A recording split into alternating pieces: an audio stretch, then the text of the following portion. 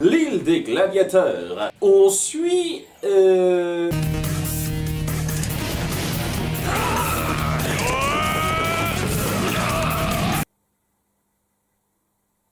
Est-ce que c'est une partie de jeu de rôle grandeur nature sous extasie? Ah ben non, c'est un match de catch avec du budget. J'étais pas loin. Après ça donc, on voit Alex essayer de copiner avec une caïque du bahut, mais... On se connaît pas encore? Oups, oh, je suis désolée. Est-ce que tu sais ce qui est arrivé à la dernière personne qui a osé effleurer ma bécane? Tu devrais plutôt blâmer le cochon qui a jeté sa canette par terre. Et plus tard, une autre scène fortuite entre les deux mêmes personnes.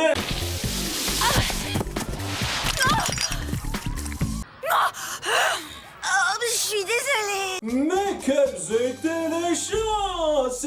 Comme la caïd est du genre rancunière, Alex le sent mal, mais elle n'a pas le temps d'y réfléchir qu'elles sont happées par le disloqueur quantique du Whoop. Sérieux, vu comme c'est illustré, il y a clairement moyen que des os perdent. Jerry leur parle de l'émission intitulée Fight. Ferox, l'île des gladiateurs à haute tension. Tout un programme. Stop! Pas besoin de chercher le titre de l'épisode, on peut le piocher dans ce bazar-là. Mais le sportif qu'on a vu y participer plus tôt est porté disparu depuis sa défaite. Il est également censé représenter les États-Unis aux Jeux Olympiques le mois prochain. Et les autorités n'ont pas interpellé l'émission? On n'a pas fait d'enquête officielle ouverte sur les lieux du tournage?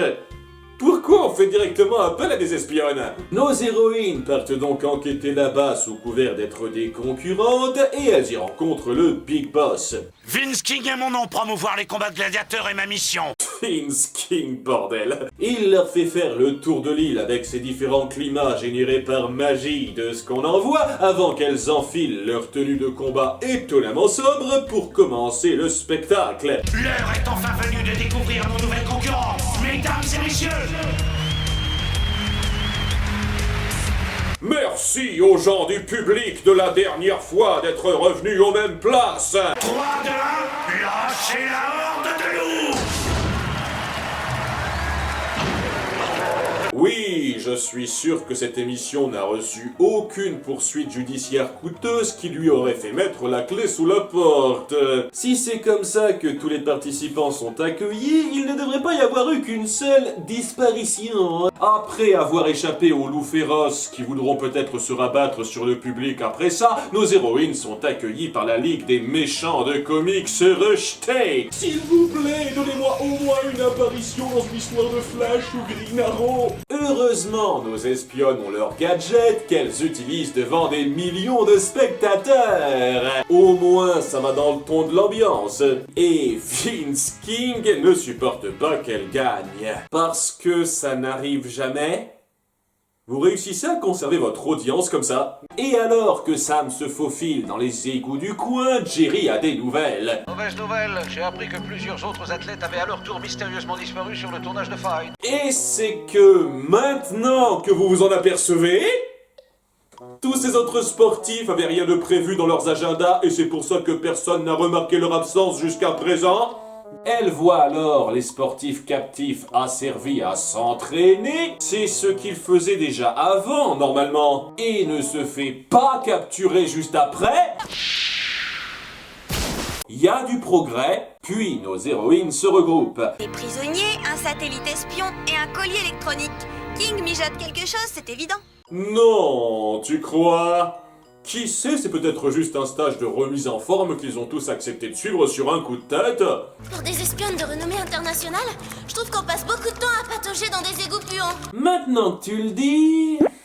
Elles reviennent donc sur les lieux et se font capturer. Et il est 4 heures, l'heure du goûter. Vince King compte les faire se battre pour lui dans son arène via les mêmes colliers qu'il utilise pour contrôler ses gladiateurs. Parce que oui, c'est normal pour un champion de catch d'avoir un diplôme en ingénierie.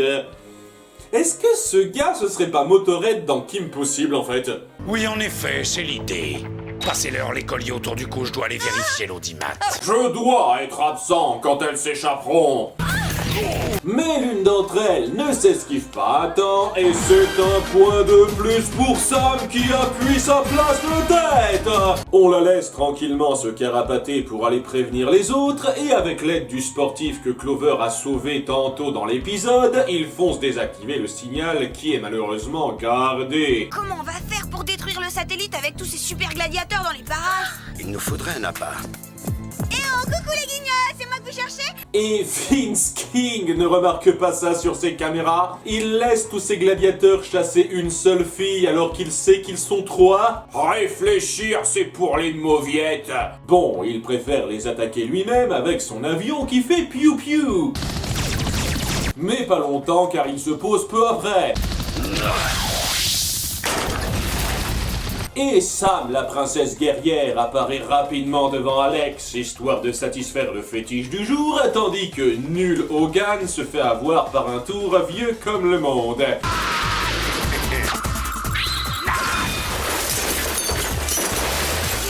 Génie criminel. Mes gladiateurs! Elle est à vous, vous l'avez gagnée. Est-ce que ce mec est censé représenter un vrai sportif de la vie réelle? Je trouve qu'on le met bizarrement positivement en avant en comparaison à tous les autres persos de soutien qu'on a eu. Tout s'arrange, va y avoir beaucoup de mémoire à effacer et en rentrant, Alex a omis un léger détail.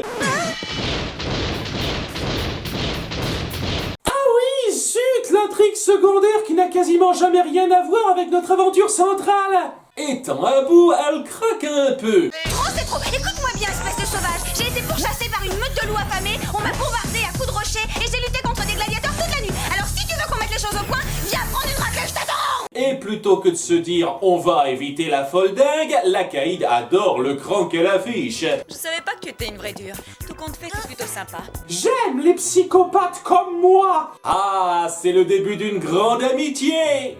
On reverra jamais ce personnage. Ou peut-être rapidement, une fois ou deux.